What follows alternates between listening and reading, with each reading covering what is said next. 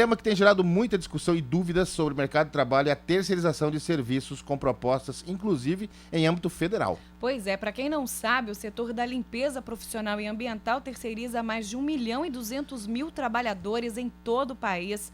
E esse é apenas um entre tantos setores. Vamos entender aí, né, Lívia? A terceirização, conversando com o presidente do Sindicato das Empresas de Asseio e Conservação de MS, o SEAC, o Daniel Felício. Daniel, bom dia. Bom dia a você, Obrigada, a equipe e aos ouvintes. Seja bem-vindo ao Jornal do Rádio. E antes da gente falar, então, sobre esses dados, né, fazer algumas recomendações, por que esse tema, terceirização, tem causado aí tanto alvoroço entre os mais diversos profissionais? Bom, a terceirização, na realidade, é uma modalidade de gestão, onde você pode focar na sua atividade principal, né, no sentido de terceirizar aquelas atividades que outras empresas, outros prestadores de serviço fazem melhor do que você, ou seja, sejam especializados naquela situação específica. Aí você terceiriza.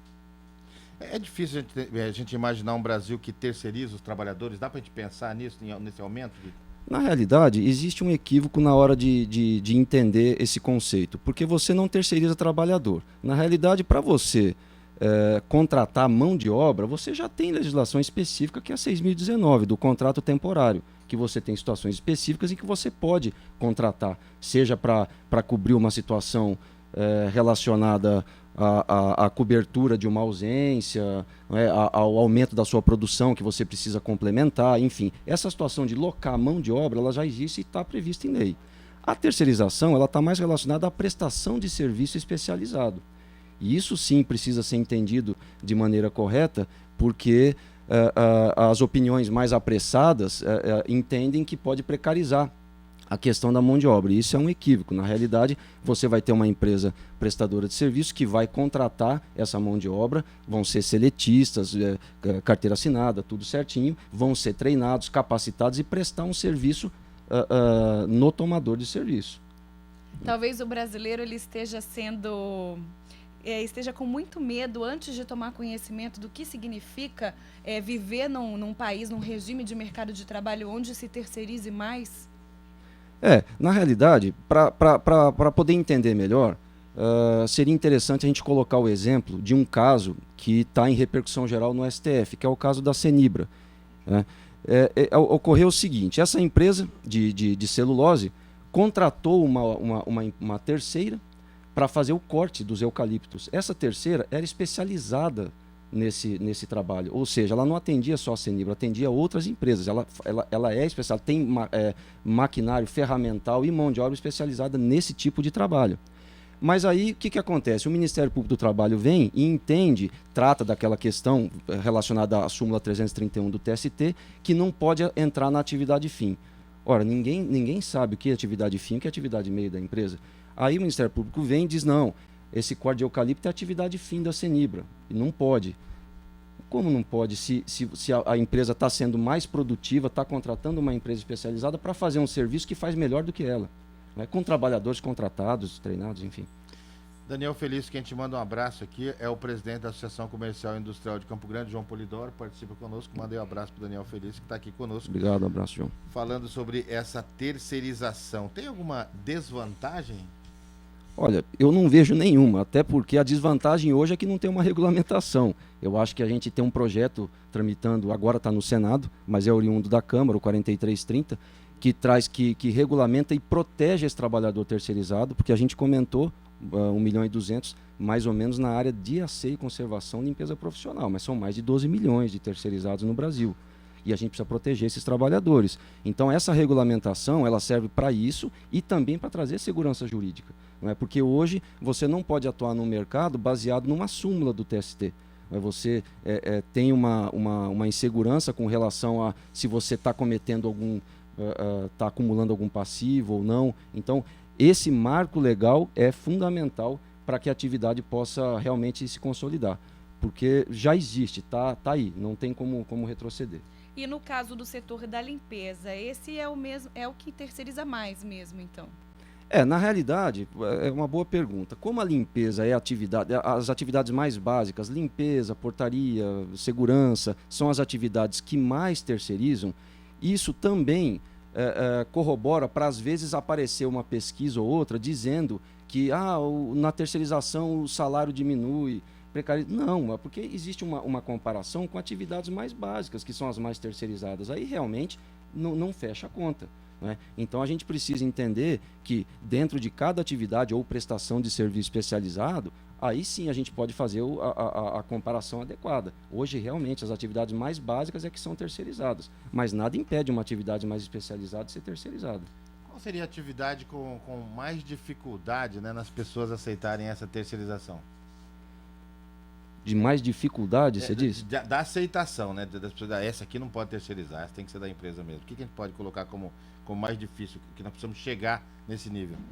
Olha, na realidade eu diria o seguinte, toda terceirização que cair para o lado de locação de mão de obra, onde, por exemplo, um trabalhador primarizado trabalhe, vamos dizer, ombro a ombro com um terceirizado, isso já não se enquadraria, não é?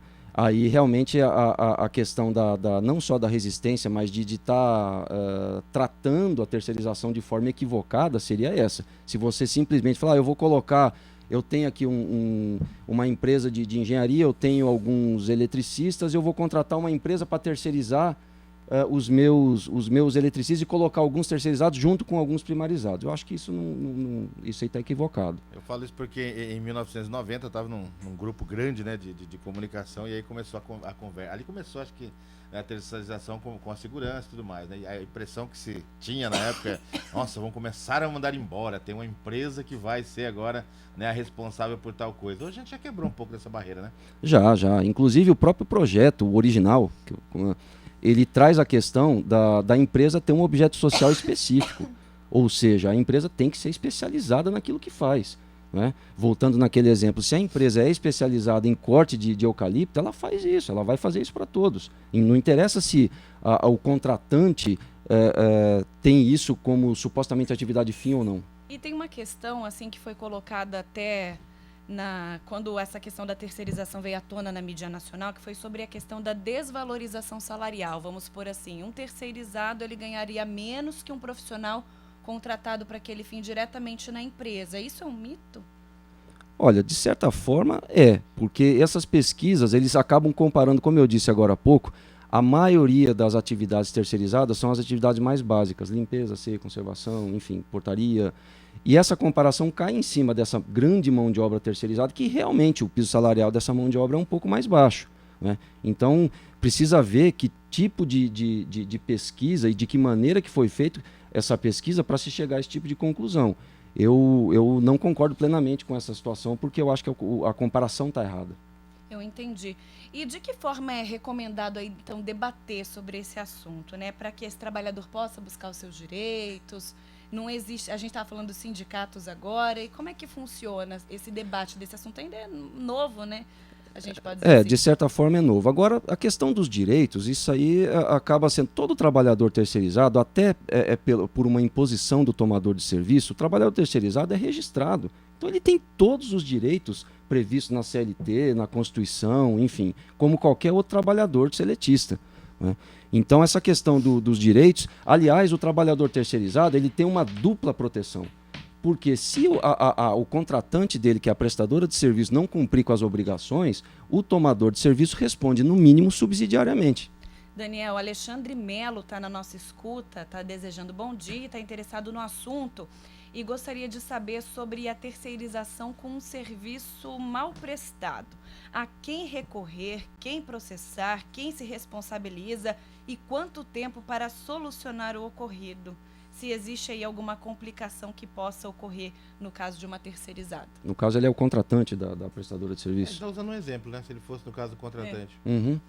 Na verdade, vamos pela ordem. Uma coisa é a questão trabalhista, previdenciária, enfim. Essa questão já está toda colocada na legislação.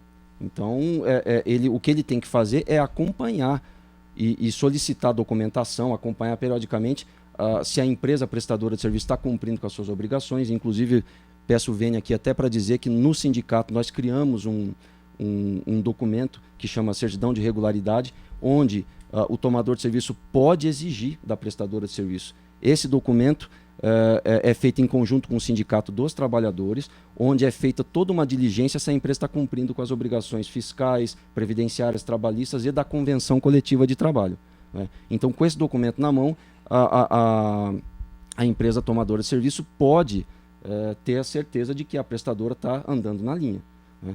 Agora, a relação em si entre o tomador e prestador de serviço é uma relação de natureza civil. Se ele está tendo algum problema ou vier a ter algum problema com a empresa, é uma questão de contrato e de trabalhar isso na justiça, se for o caso. O interessante, além de tudo isso, para a gente fechar aí o assunto, é que a gente está vivendo um momento de crise no Brasil, né? Se existe aí uma possibilidade de proporcionar um emprego para essas pessoas, a gente pode dizer assim que é vantajoso também para o trabalhador e para o mercado, sem porque dúvida aí nenhuma. a economia vai começar a girar. Sem dúvida não, porque a terceirização em si você não pode olhar isoladamente. Você tem que trabalhar essa questão da terceirização olhando já essa situação da modernização da legislação trabalhista, né? Eu digo modernização, veja bem, não flexibilização. Flexibilização é um conceito errado, modernização.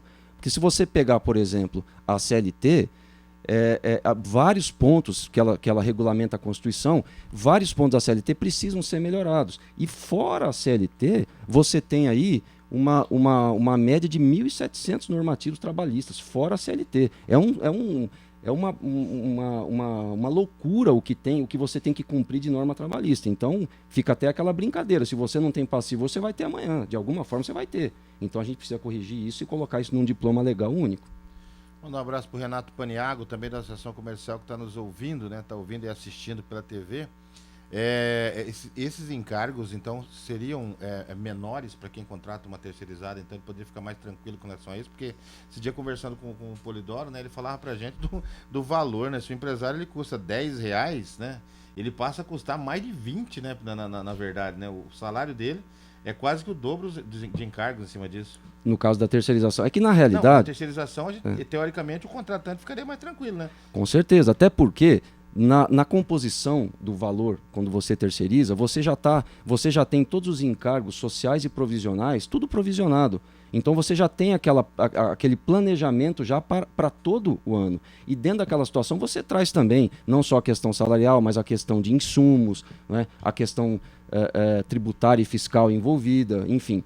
A questão da reposição da mão de obra, que é muito importante nessa atividade, né? Se você tem um trabalhador atuando nessa situação de serviço continuado com cessão de mão de obra, né? E aquele trabalhador se ausenta, a empresa prestadora repõe aquele trabalhador. Então isso tudo tem que ser levado em conta. A questão da capacitação desse trabalhador para poder atuar, enfim, tem toda uma estrutura por trás daquele trabalhador que está alocado no tomador.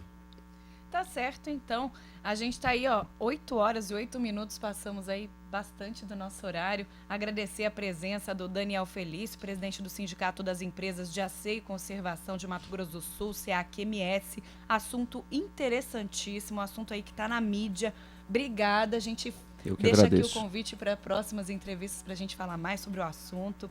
Agradecer, então, a sua participação. Muito obrigado.